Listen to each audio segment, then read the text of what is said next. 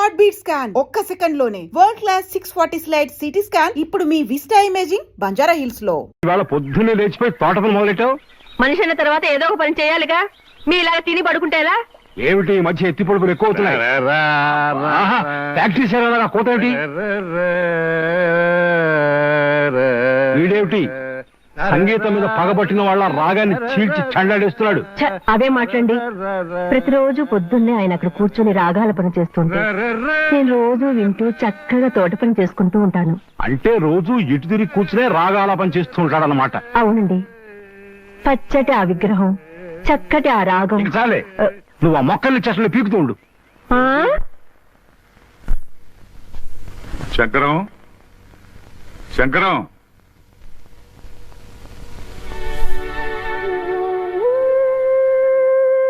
అమ్మా సీత, స్టవ్ మీద వేడి నీళ్ళు ఉన్నాయి, దించేయి. అలాగే అన్నయ్య.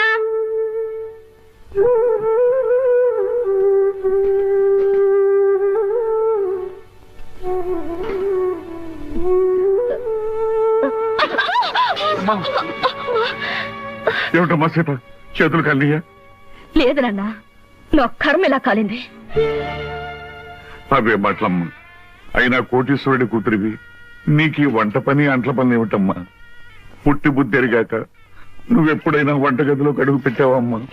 అలాంటి నన్ను కష్టాల్లోకి బాధల్లోకి అడుగు పెట్టాలనేగా మీరు అబద్ధాలు చెప్పి నాకే పెళ్లి చేసింది. అమ్మా సీత, నాన్న, చేతి మీద పడిన వేడి నీళ్లకు నా కన్నీళ్లే వస్తాయి. కానీ నా కన్నీటి చుక్కలు చూసిన మీకు బాధతో గుండె కోతపడి నెత్తుటి చుక్కలు వస్తాయని నాకు తెలుసు. నేను కోరుకునేది అదే. అమ్మా సీత, ఓ మంచి మనిషితో నీ పెళ్లి జరగాలని నేను తాపత్రయపడ్డానే తప్ప నువ్వో పని మనిషిలాగా అలవాటు లేని అడ్డమైన పనులు చేయాలని నేను కోరుకోలేదమ్మా. 2000 జీతంతో 6 మంది ఉన్న కుటుంబాన్ని పోషించే ఒక మధ్యతరగతి మనిషి ఇల్లాలు అన్ని పనులు చేసే తీరాలి నాన్న. ఇది నువ్వు కన్నబిడ్డకు చేసిన మహోపకారం. పార్వతి, పవిత్రమైన కళ్యాణి రాగం లాంటి వార్త తీసుకొచ్చానే. ఎక్కడ? అరే బావగారా, ఎంతసేపు అయింది వచ్చి? ఇదేమిటి ఇక్కడ నిలబడ్డారు? రండి కూర్చుందాం. రండి రండి కూర్చోండి. నమస్కారం అండి. నమస్కారం. బావగారు పళ్ళు తీసుకొచ్చారు.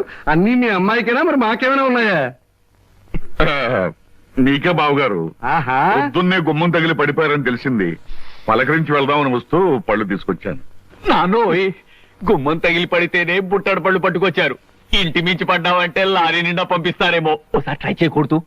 రే, లారీ పళ్ళ కోసం నేను ఇల్లెక్కి కిందకు దూకాలంట. మొహం మీద కొట్టానంటే ముఖారు రాగంలో మొత్తుగా ఎడుస్తా వేదావా. నమస్కారం అన్నయ్య గారు. నమస్కారం అమ్మా. ఇదేనా రావటం?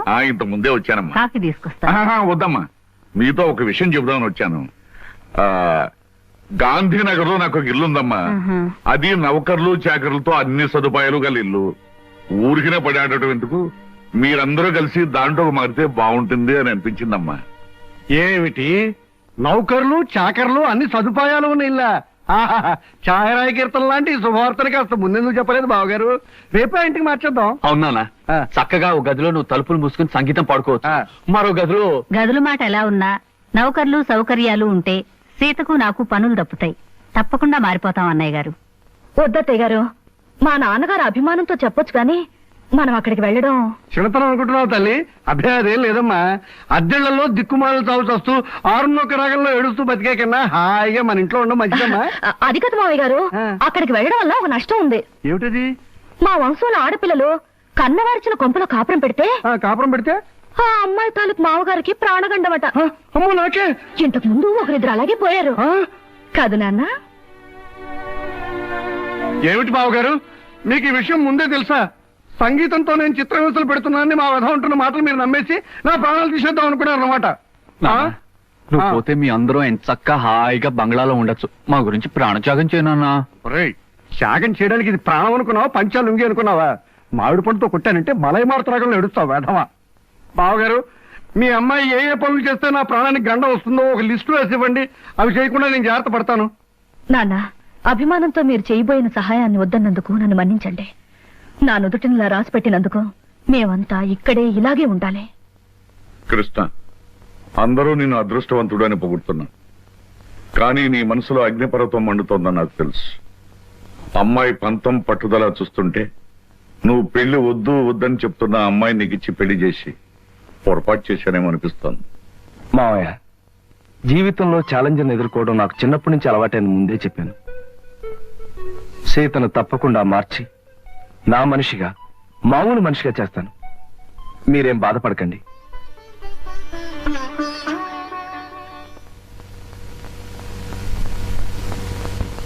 ఏమండి, ఇవాళ మన హౌస్ ఓనర్స్ వెడ్డింగ్ డే అట. సాయంకాలం పార్టీకి పిలిచారు. పెళ్లి రోజులు అనేవి ప్రతి జంటకి వస్తుంటాయి. కాకపోతే కొంతమందికి సంతోషమైన రోజు, మరి కొంతమందికి విచారమైన రోజు. సాయంత్రం పార్టీకి వెళ్ళినప్పుడు వాళ్ళకి బహుమతి ఇవ్వాలి. ఈ 500 తీసుకెళ్లి ఏదైనా కొనుక్కురండి. ఈ నెల ఇంటి ఖర్చులో ఇదొక ఎక్స్ట్రా అన్నమాట. అయినా ఈ మన్మధరావు వెడ్డింగ్ డే చేసుకోకపోతే దేశానికి ఏమైనా నష్టమా? సవ్యంగా పెళ్లి చేసుకున్న వాళ్ళకి వెడ్డింగ్ డే అనేది ఓ పండుగ లాంటిది. 4 గంటలకల్లా పార్టీకి వెళ్ళాలి. ఏదో ఒకటి తీసుకురండి.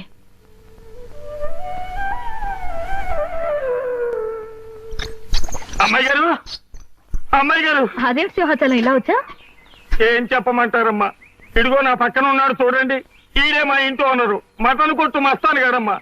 అద్దె డబ్బులు అర్జెంట్ గా కట్టకపోతే మా ఆవిడ్ని, నన్ను, మా పిల్లల్ని కైమా చేసేస్తానంటున్నాడు. అసలే మా పశువుడు చౌ బతుకుల మధ్య ఉన్నాడు. ముందాడికి మందులు ఎంచుకోవడానికి డబ్బులు చూసుకోవాలి, తర్వాత నీ సంగతి అంటే వినిపించుకోవటం లేదమ్మా. అదేమిటయ్యా వస్తాను. అవతల పిల్లాడి ప్రాణం మీదకి వచ్చిందంటే వినకుండా ఏమిటంత మాటలు? మాటలు కాదు అమ్మా, ఖచ్చితంగా వీడిని ఖాళీ చెయ్యి, కైమా కొట్టి వీడిని కొంప ఖాళీ చేయించేస్తాను. అమ్మా, వీడికి నచ్చ చెప్పడానికి చూసి ప్రయోజనం లేదు తల్లి. ఇప్పటికే వీడి మనుషులు సామానంతా బయట పారేసి చిందులు దొక్కేస్తూ ఉంటారు. నా పెళ్ళం బిడ్డను ఒళ్ళో పెట్టుకుని సాగు బతుకుల మధ్య ఉన్నాడు అని ఏడుస్తూ ఉంటుంది. ఏం చెప్పినా వినకపోవడం వీడికి పుట్టుకతో వచ్చిన గుణం అమ్మా. డబ్బులు ఇవ్వడం తప్ప మరో దారి లేదు తల్లి, మరో దారి లేదు. నువ్వంత బాధపడకు సింహాచలం. అతనంత మనసు లేకుండా దుర్మార్గంగా మాట్లాడుతుంటే మనసున్న మనిషి ఎవరు చూస్తూ ఊరుకోలేరు. నీకెంత కావాలి?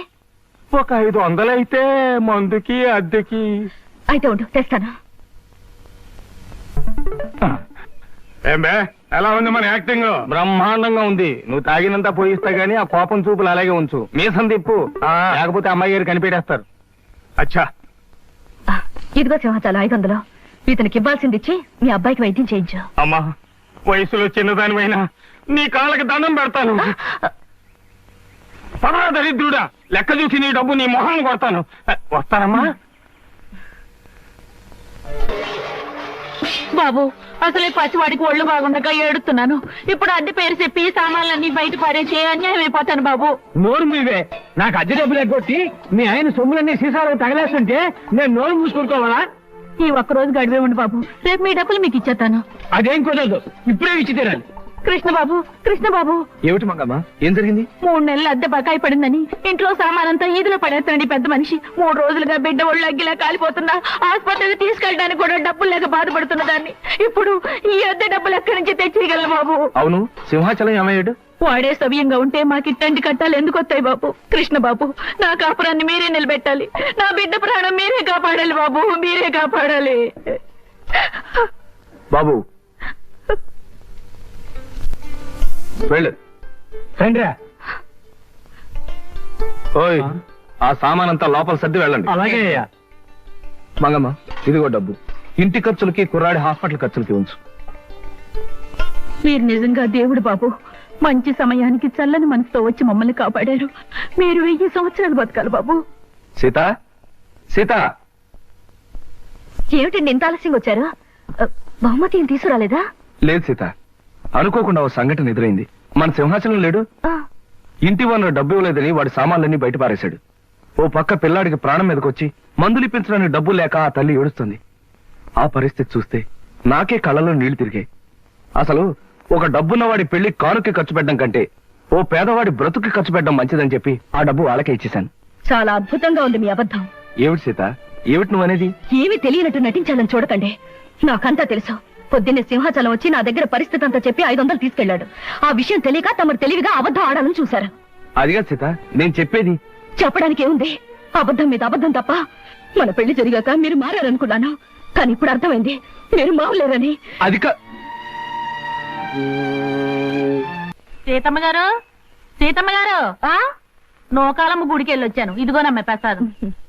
నా బిడ్డకు బాగుంటేను, ఇంటి మీదకి వచ్చిన కట్టం తప్పితేను ఈ వేళ గుడికొత్తానని మొక్కుకున్నానమ్మా. ఆహా. కృష్ణబాబు దయ వల్ల నా కట్టం తప్పిందమ్మా.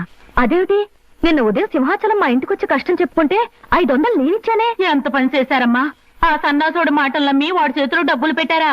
వాడు వాడి పక్కనున్న ఆ పకీరేదవా మీ దగ్గర నుంచి తెచ్చుకున్న డబ్బుతో రోజంతా తాగుతూనే ఉన్నారమ్మా.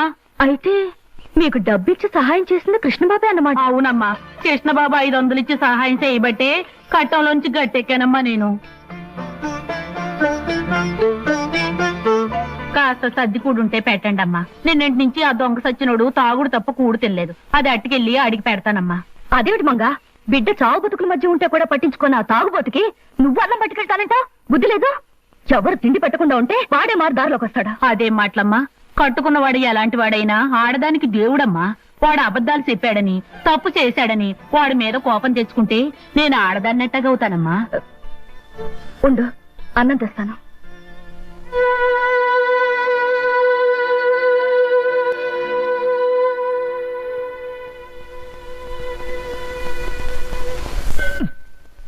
తీసుకో లక్ష్మి. ప్రతి శుక్రవారం సినిమా రిలీజుల్లాగా నువ్వు గుడి వంగుతో రావటం, మన ఇద్దరం కలుసుకోవడం, నేను కొబ్బరికాయ ముక్క ఇలా తింటాం నాకు చాలా నచ్చిన ప్రోగ్రామ్ అనుకో. ఎంతకాలం ఇలా గుళ్ళోను బళ్ళోను కలుసుకోవడం? తొందరగా పెళ్లి చేసుకుంటే పోతుందిగా. నువ్వు చెప్పింది కరెక్టే అనుకో, కానీ చూడు, హిట్ ఫిల్మ్ లా మన ఇద్దరం గాఢంగా ప్రేమించుకుంటున్నాం. జాక్ పాట్ సూపర్ హిట్ లా మన ఇద్దరం పెళ్లి చేసుకుంటాం. కాకపోతే ఫ్లాప్ సినిమాలా నాకు ఉద్యోగం సద్యోగం లేకుండా పెళ్లి అని నోరెత్తాననుకో, మా అమ్మ, మా నాన్న, మా అన్నయ్య, మా వదిన నలుగురు నా మీద పడి యుద్ధం చేస్తారమని కాస్త భయంగా ఉంది. నేను ఉద్యోగం చేస్తున్నానుగా బాబ్జీ, నేను సంపాదిస్తాను. మన ఖర్చులకి నా జీతం సరిపోతుందిగా. నువ్వు చెప్పిన పద్ధతిలో యావరేజ్ సినిమాలా బాగానే ఉంది. సరే, మంచి రోజు చూసి మా అమ్మ నాన్నలకి ఈ విషయం రిలీజ్ చేస్తాను.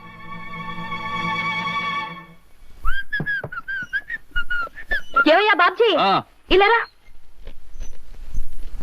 ఏంటొద్దునా? కాస్త కూరలు తరిగి పెట్టు, నాకు వేరే పనుంది. ఆ? కూరలు తరిగి పెట్టడమా? అవునయ్యా, అవతల నాకు చాలా పనులున్నాయి. నువ్వు ఈ పని చేయి. అది కాదు వదినా, కూర తిని పెట్టమను, తిని పెడతాను. అయినా నేను కూరలు తరగడం ఏంటి? సరే, నువ్వు వెళ్ళి నీ పని చూసుకో, నేను తరిగి పెడతాను. నాకు ఇది అలవాటే. హా.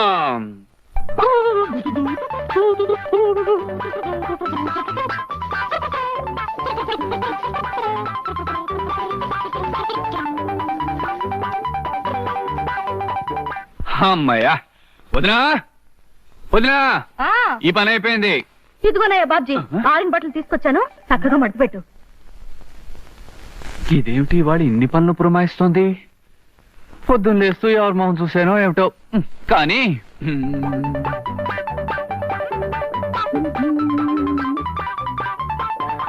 వదినా, ఇదిగో మడత పెట్టేశాను. అమ్మయ్యా. ఉండోయ్యా, 2 బిందెలు నీళ్లు తెచ్చిపెట్టు. అలాగే.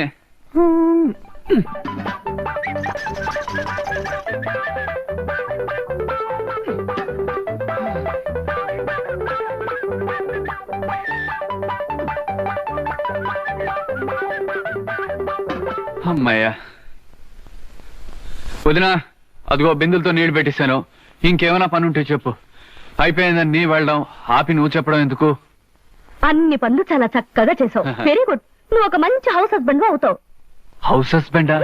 అదేమిటి? ఇంటి పట్టు నుండి పని చేసుకునే ఇల్లాల్ని హౌస్ వైఫ్ అంటారు.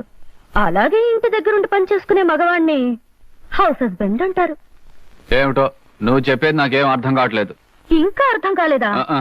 నువ్వు ప్రేమించి పెళ్లాడాలనుకున్న అమ్మాయి ఉద్యోగం చేస్తుంది. నువ్వు ఉద్యోగం సద్యోగం లేకుండా ఊరమ్మటి పడి తిరుగుతున్నావు. రేపు పెళ్ళయ్యాక ఇంటి దగ్గర ఉండి పని చేయొచ్చు. ఎందుకంత పాపం? ఉద్యోగం పురుష లక్షణం అంటారు. ఆ లక్షణాలేని నీలాంటి వాడిని ఏమంటారో నాకు తెలియదు. మగవాడన్నాక కష్టపడి 1 రూపాయన్న సంపాదించాలయ్యా, లేకపోతే ఆడదానికి లోకు అవుతాడు. గుర్తుంచుకో.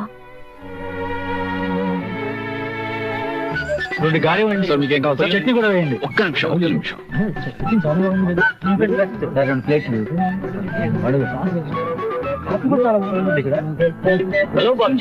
హలో కుమార్, ఏమిటో మొబైల్ క్యాంటీన్ రన్ చేస్తున్నావు? ఒరే, మనిషి అన్నవాడు తప్పు నేరం చేయకుండా ఏ పని చేసినా మంచిదేరా. నీకేం కావాలో చెప్పు, ఫ్రీగా ఇస్తాను. సార్ మీకు 10 పైసలు కదా. ఇవ్వండి. అక్కడ చట్నీ కూడా వేయండి.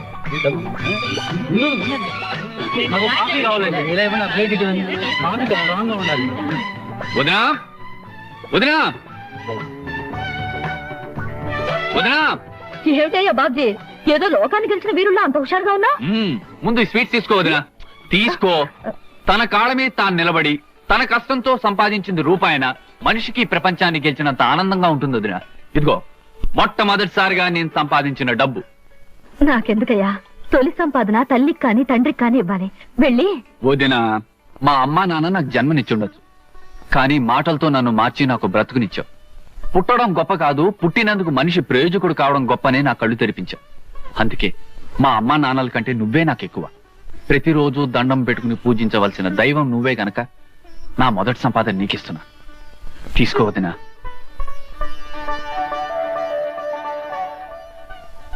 మీ అమ్మా నాన్నల కంటే నన్ను ఎక్కువ అంటున్నావు అంటే నీ పెళ్లి బాధ్యత నా మీద వేసుకోవడం తప్పదంటావు, అంతేనా? ప్రయోజకుడు అయ్యావు, ఇక పెళ్లి చేసుకోవడంలో తప్పులేదు. మీ అన్నయ్య మీ అమ్మా నాన్నలతో త్వరలో మాట్లాడి నువ్వు కోరుకున్న అమ్మాయినిచ్చి పెళ్లి జరిపిస్తా, సరేనా? థ్యాంక్ యూ వదినా.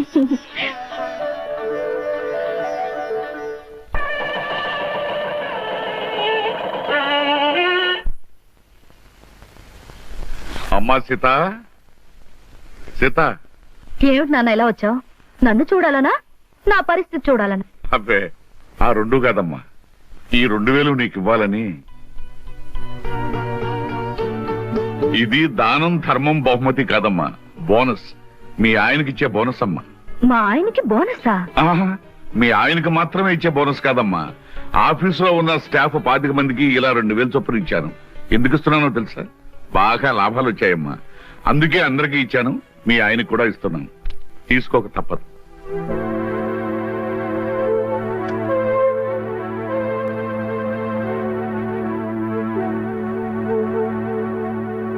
తీసుకోండి. ఏమిటమ్మా ఇది? నాకు పెళ్ళై కాపురానికి వెళితే 7 కొండల వాడికి 2001 రూపాయి హుండీలో వేస్తానని మొక్కుకున్నాను. ఆ చేత్తో నీ డబ్బు తీసుకెళ్లి దేవుడికి పంపించండి. అమ్మా సీత, అది కాదమ్మా. నాకు తెలుసునన్నా, ఈ కుటుంబం కోసం నువ్వు డబ్బిస్తే నేను పుచ్చుకోనని బోనస్ పేరుతో ఇవ్వబోయా.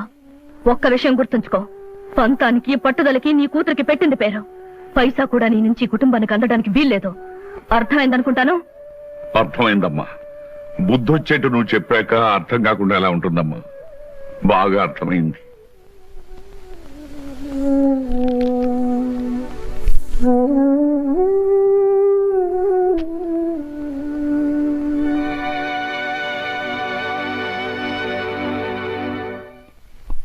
గుడ్ మార్నింగ్ మావయ్య గారు. ఏమిటి కవర్ చేశారట? చూడు కృష్ణ, మనం కొత్తగా పెట్టిన ఫర్నిచర్ ఏజెన్సీ తాలూకు సేల్స్ ప్రస్తుతం బానే ఉన్నాయి. కాకపోతే ఒక గొప్ప అవకాశం రాబోతుంది. తెలివిగా దాన్ని మనం పట్టుకోవాలి. అవకాశం అనేది కనిపించాలే గాని దాన్ని పట్టుకోకుండా వదలంగా అంకుల్. ఏమిటది? గవర్నమెంట్ హై స్కూల్స్ కి చైర్స్ టేబుల్స్ సప్లై చేయడానికి టెండర్స్ పెట్టుకోవడానికి కంపెనీలకు అవకాశం ఇచ్చారు. ఆ టెండర్ మందైతే ఖచ్చితంగా 5 లక్షలు, తప్పితే 10 లక్షలు ఆమొస్తుంది. అయితే తప్పకుండా ఆ టెండర్ మనదయ్యేటట్టు చేద్దాం. కాకపోతే ఈ టెండర్ కోసం చాలా కంపెనీలు ప్రయత్నం చేస్తున్నాయి. వాళ్ళందరికంటే తక్కువ కొటేషన్ తో మనం టెండర్ పెట్టాలి. ఇదిగో నేను అనుకుంటున్న ఫిగర్. Very good uncle. ఈ 10 లక్షల రూపాయల టెండర్ మందే అవుతుంది. ఈ కొటేషన్ నీకు నాకు తప్ప మరెవ్వరికీ తెలియటానికి తెలియదు. ఎవరికైనా తెలిస్తే తక్కువ పెట్టి ఈ టెండర్ కొట్టేయడానికి ప్రయత్నిస్తారు. అందుచేత ఎవ్వరికీ తెలియకూడదు. ఆఖరికి అమ్మాయి సీత కూడా. అలాగే uncle. Hello, Mahalakshmi agencies proprietor Gopalarao speaking. ఏంటి, ధనలక్ష్మి ఏజెన్సీ వాళ్ళు కూడా టెండర్ వదులుతున్నారా? కొటేషన్ ఎంత? బా, నువ్వు చెప్పినట్టు రహస్యం బయటకు పొక్కనివ్వలేవయ్యా. ఎంతో చెప్పు, నేను ఎంత కొటేషన్ ప్లేస్ చేయాలో నాకు తెలుస్తుంది. ఎంత? 10 లక్షల. ఆల్ రైట్, మిగతా విషయాలు నేను చూసుకుంటాను.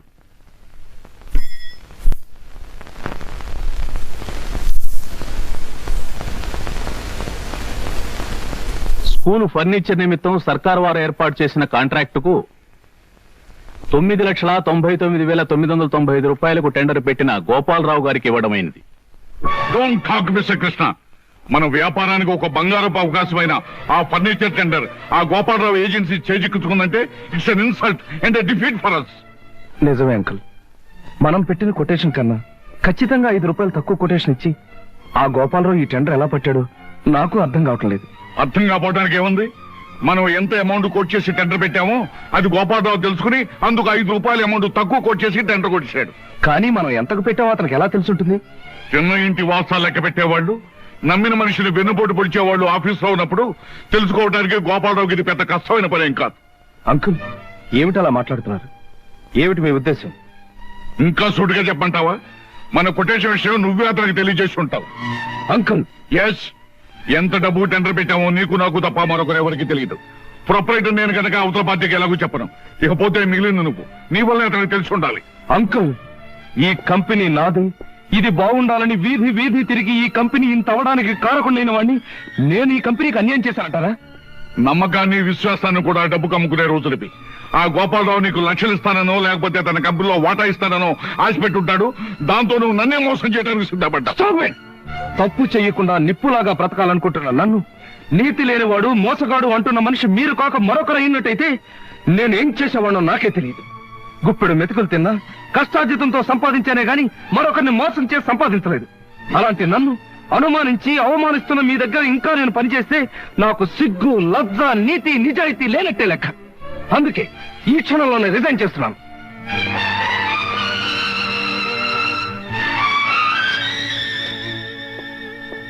ఎంత వయసు వచ్చినా మంచేదో మోసమేదో తెలుసుకోలేని మిమ్మల్ని చూస్తే జాలేస్తుంది. I feel sorry for you.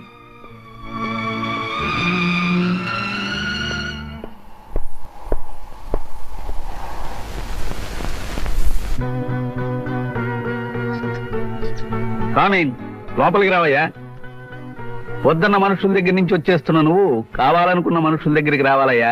అలా లైట్ పోల్లా నిలబడితే బాగుండదు. కారెక్కు మాట్లాడుకుందాం. Come on, don't waste your valuable time.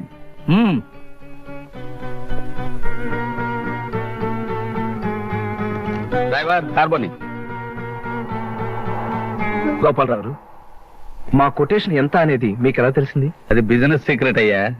బుద్ధున్న business magnate ఎవడు బయటికి చెప్పడు. చెప్పొద్దులండి. నన్ను ఎందుకు తీసుకెళ్తున్నారు అదేనా చెప్తారా? వరసకి మామ, వృత్తిలో బాస్ అయిన కోటేశ్వరరావు నిన్ను అరిచి కరిచినంత పనిచేస్తాడని నాకు ముందే తెలుసు. ఇలాంటి తెలివైన వాడిని తెలివి తక్కువగా వదులుకుంటున్నప్పుడు పట్టుకోవడమే నాలాంటి తెలివైన వాళ్ళ పద్ధతి. అంటే ఏమిటి మీ ఉద్దేశం? ఏముంది, నిన్ను మా కంపెనీకి జనరల్ మేనేజర్ గా అపాయింట్ చేద్దాం అనుకుంటున్నాను. ఇప్పటి వరకు నువ్వు తీసుకున్న జీతం 2000. నేను నీకు 5000 ఇవ్వాలనుకుంటున్నాను. ముందు ముందు పెంచే ఉద్దేశం కూడా ఉంది. ఇక నా కంపెనీలో పనిచేయడానికి నీకు అభ్యంతరమే ఉంటుంది. అదృష్టం, అవకాశం నా రూపంలో నిన్ను వెతుక్కుంటూ వస్తే ఏదో ఆలోచించి వదులుకోవటం చాలా పొరపాటయ్యా. ఓకే అనేసి. ఓకే సార్, మీరిచ్చే ఆఫర్కి ఒప్పుకుంటున్నాను. లక్ష్మి, నేను అలా బయటకెళ్ళ. అమ్మా, అమ్మా, ఏమిట్రా గావు కేకలు? లక్ష్మి వాంతులు చేసుకుంటుంది. నేను చూస్తానుండు. పొద్దున్నే పెసరట్లు తింటుంటే ఎక్కువ తినకు, అజీర్తి చేస్తుందని చెప్పాను. చెప్పిన మాట వినవా? చూడు ఎలా బాధపడుతున్నావు. నువ్వో తిక్కాడివి. తిన్నందువల్ల కాదురా వాంతులు. మరి దేనికి? నువ్వు తండ్రివి కాబోతున్నావు. అబ్బా, నేను తండ్రిని కావడం ఏంటే? నాకు ఆల్రెడీ ఓ తండ్రి ఏడ్చి చచ్చాడుగా. పగులుతుంది.